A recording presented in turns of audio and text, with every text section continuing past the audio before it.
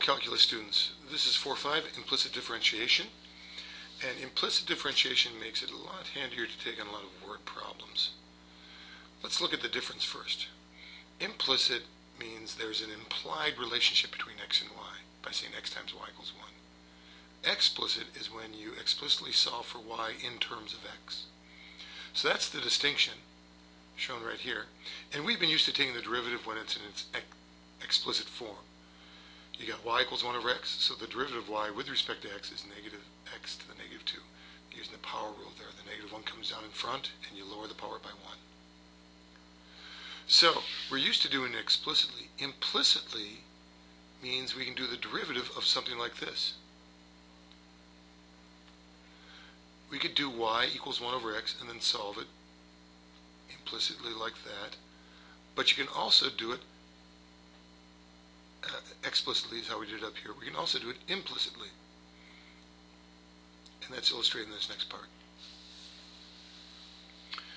Here's an example when we take the derivative of x cubed. It becomes 3x squared. But note if I take the derivative with respect to x of y cubed, you get 3y squared. Notice how the inner function is left alone, but then multiplied by the derivative of the inner function. Now a lot of kids say right away, well, why didn't you do that up there?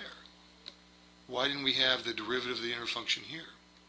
Well, if you did that, it would just be times the derivative with respect to x of x.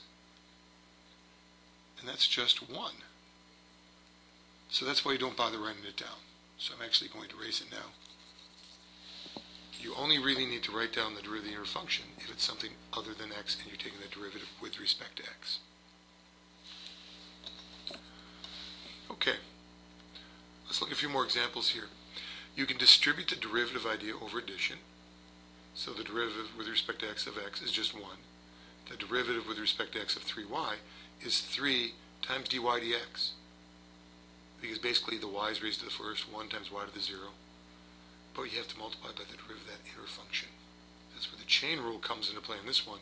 It doesn't come into play in this. Here's something involving the product rule. X times y squared.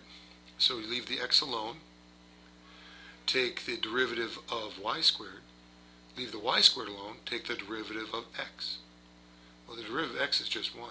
The derivative of y squared is 2y dy dx. The derivative of the inner function is right there. Now, in implicit differentiation, the nice thing about it is you can get going right away by taking the derivative of both sides with respect to x. And then get all the dy dx terms on one side and the non-dy dx terms on the other. You should be able to factor out the dy dx, and then you can solve for dy dx. Let's try that in this example. Here we go. We start off by taking the derivative of both sides with respect to x.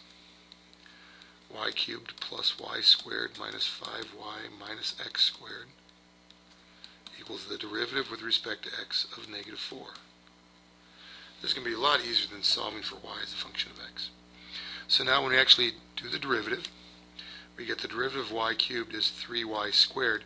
But because y is a different function than x, a different variable, we have to take the derivative of y with respect to x there. Now this one, derivative of y squared is 2y times the derivative of y with respect to x. Minus 5 times the derivative of y with respect to x. And then finally, minus x squared. Since it's with respect to x, we can just say minus 2x. The other side is just 0. The derivative of a constant is 0. So now we're going to keep on this side all those terms that have a dy dx in them. 3y squared dy dx plus 2y dy dx minus 5 dy dx, and move the non-dy dx terms to the other side. So I move the 2x onto the right side. Now you can factor out the dy dx, leaving behind 3y squared plus 2y minus 5 equals 2x. Then, dy dx then, the derivative of y with respect to x is just 2x over 3y squared plus 2y minus 5. Notice that we actually end up with an answer that has both x's and y's in it as part of the derivative, something we're not used to. But if we look for a specific point, we'll see that we can plug in both the x and the y coordinate. So here's that actual curve now that we started with.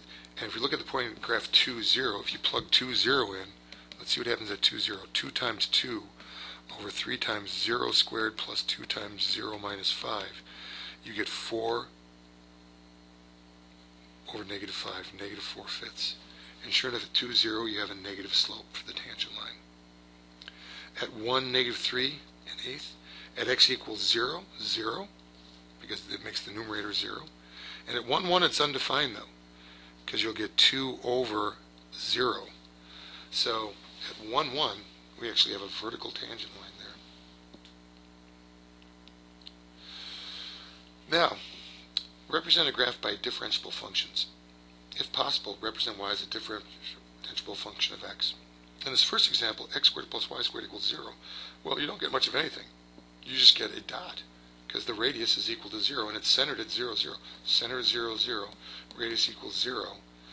So it's a single point, so you cannot define y as a differentiable function of x. On the other hand, x squared plus y squared equals 1, where the center is 0, 0, and the radius equals 1. Remember from trig, we call this the unit circle. You can actually solve it for y as a function of x by saying y squared equals 1 minus x squared, and then taking the square root of both sides, and then you get y equals plus or minus the square root of 1 minus x squared. So you actually write it as two functions, the top half and the bottom half. Now notice we haven't included 1 and negative 1 here because it's not going to be differentiable if that tangent line is vertical. Okay. Finally, x plus y squared equals 1. It's a sideways parabola. We solve for y as a function of x. We get y equals square root of 1 minus x, or y equals negative square root of 1 minus x. And right at 1, though, it's not going to be differentiable.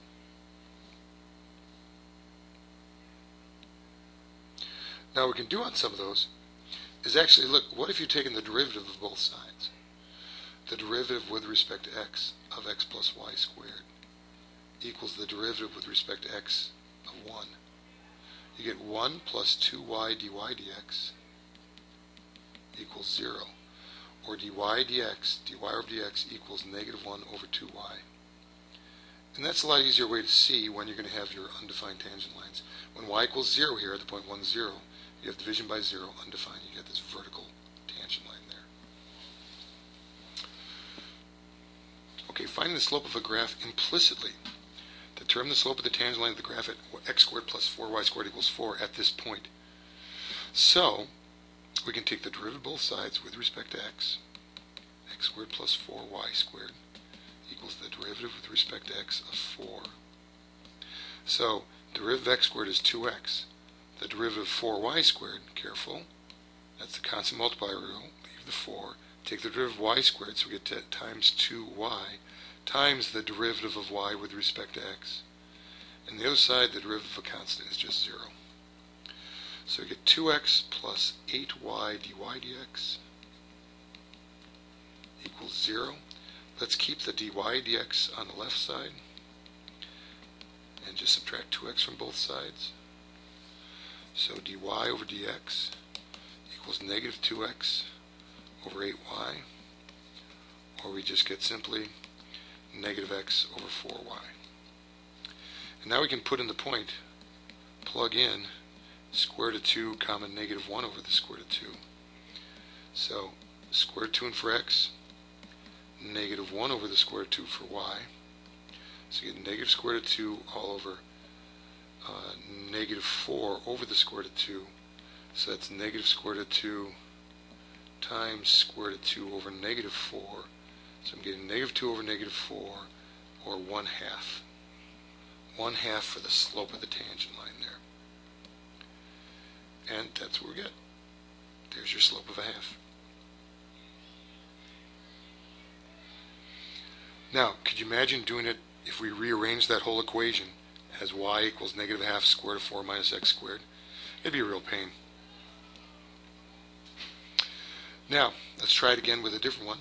Here's a new graph, and find the slope of the tangent line at that point 3, 1.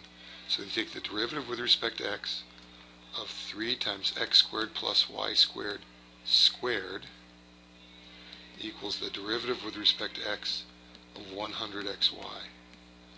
Well, this is going to be a bit of a bear, because on the left side, it's not too bad. We have a constant multiplier, so that just comes along for the ride.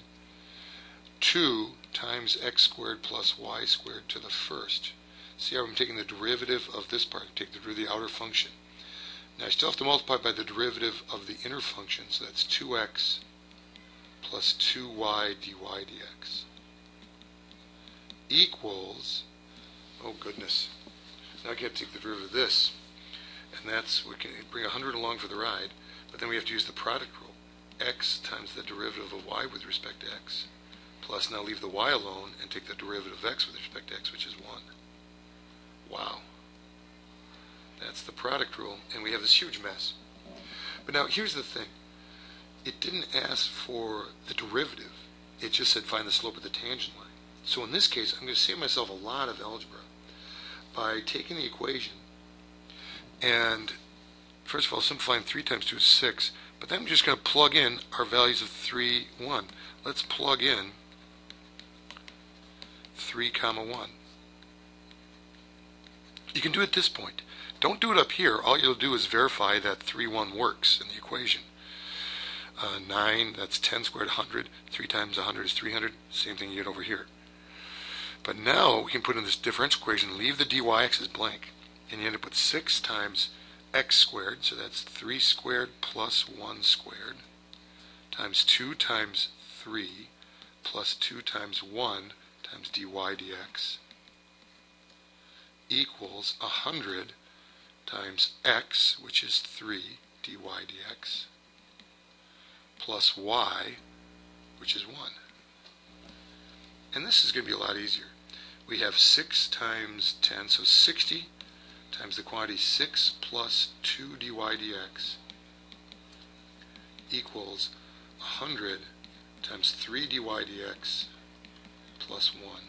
I'm going to divide both sides by 20 just to make numbers a little nicer. 3 times 6 plus 2 dy dx equals 5 times 3 dy dx plus 1.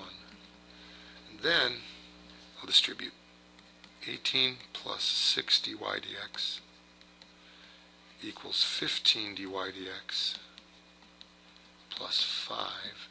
Subtract 15 dy dx's from each other, so we get negative 9 dy dx equals 5 minus 18 is a negative 13.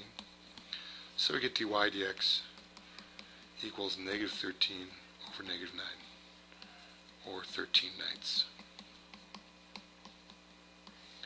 Is there a way to check this on our calculators? Well, first of all, 3, 1, 13/9, yeah, it looks like it's slightly greater than slope there. You can do implicit differentiation on your calculator. On the TI-89, let's take a little pause while I go find it on the calculator. Okay, on your calc menu, you can call up imp diff for implicit differentiation, and then you put in the function 3 left parentheses x raised to the 2 plus y raised to the 2 right parentheses all raised to the 2 comma, and then you have to get the directions because there's 2 variables involved here. You do it with respect to x, and you have to say what the dependent variable is as well, y. If you stop there, it'll actually give you the formula for dy dx. But then you can also do with x equals 3 and y equals 1. And it'll actually return 13/9. Okay? All right.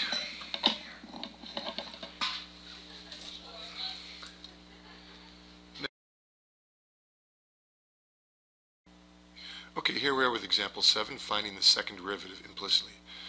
We just have to do the derivative of the derivative, and here's a special notation for the second derivative. So we start with our original function, take the derivative of both sides with respect to x. Derivative of a constant is just 0. Here we can distribute the derivative over addition, so it's 2x plus 2y dy dx. Taking out a 2 from both sides, dividing both sides by 2, solving, getting the dy dx term, leaving that on the left side, and then dividing both sides by y, and we get dy dx equals negative x over y. So we're asked to find the first and second derivatives at the point negative 3, 4. So now we can put the point negative 3, 4 into this formula. Negative 3 in for x, 4 in for y. and we get negative 3 over 4, or 3/4. So there's your first answer. The first derivative is 3/4. For the second derivative, don't build off of the first derivative is 3/4 and just say the derivative is 0. Because this first derivative is constantly changing. So we have to view it as the function negative x over y and take the derivative of both sides of that. So the derivative with respect to x of dy dx and the derivative with respect to x of negative x over y. So on the left side, it's a matter of the notation, and it's usually written as d squared y over dx squared. You could also say y double prime. On the right side, we're going to use the quotient rule because we have two functions. So low d high, low, which is y, times d high, the derivative of negative x is negative 1, minus high, which is negative x, times the derivative of the low, so that's dy dx, all over low squared, so all over y squared. Now, we can simplify this a little bit. Negative y plus x dy dx over y squared. And you could replace the dy dx with negative x over y to just get a formula in terms of x and y. But if you think about it, we basically know what happens at negative 3/4. We already calculated from the first part that this derivative, dy over dx, first derivative is 3/4 at negative 3/4. So we can just put that in wholesale, 3/4 for dy dx. And then we put in negative 3 for x and negative 4, or 4 for y, and you get negative 4 plus negative 9/4 over 16, and multiply both sides by the overall LCD of 4, the top and the bottom, to get rid of these secondary fractions. So negative 16 plus negative 9 over 64, or negative 25/64. And you can check this on your TI-99 again. Imp diff x squared plus y squared equals 25, comma x, comma y. You have to tell them both variables. Comma 2 to indicate the second derivative you're looking for. And if you stop there, it'll give you this huge algebraic expression x and y, which is what I was talking about over here if you replace dy dx with negative x over y. But since we want it specifically at the point negative 3/4, we can put the with symbol down, x equals negative 3. Make sure you see that it's a negative 3. And y equals 4. And you should get negative 25/64. Okay, now finding a tangent line of the graph, that's just one more step. Here's the graph, x squared times x squared plus y squared equals y squared, at the point square root of 2 over 2, square root of 2 over 2.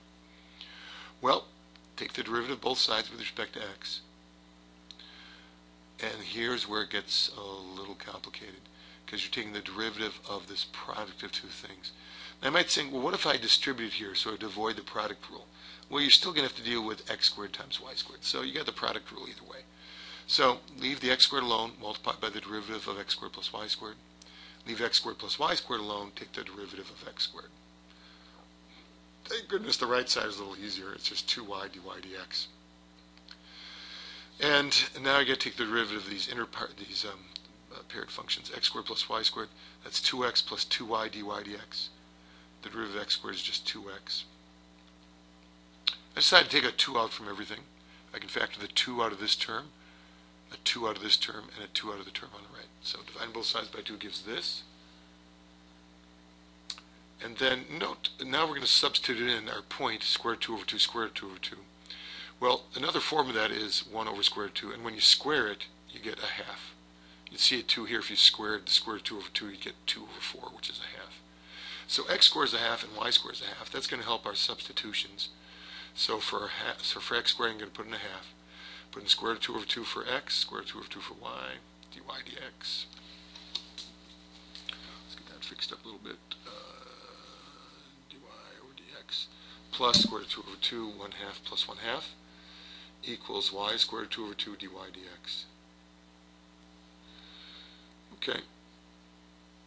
Now I saw that square root of 2 over 2 could be factored out of this, and this term, and the term on the right. So dividing both sides by square root of 2 over 2 simplifies it a lot.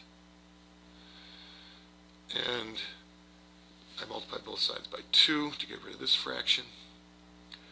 And I get 3 plus dy dx equals 2 dy dx. or 3 equals dy dx equals 3. So that's the slope of the tangent line. Now in this problem we have to go another step and find that point on the tangent line. Square root of 2 over 2 comes square root of 2 over 2. Use point slope, y minus y1 equals m times x minus x1, to generate the equation of the tangent line. And then we can simplify it down to y equals 3x minus the square root of 2. Yeah, so it looks like this has a slope of 3 and it's crossing the y-axis there, somewhere between -1 and -2. Okay, flange out.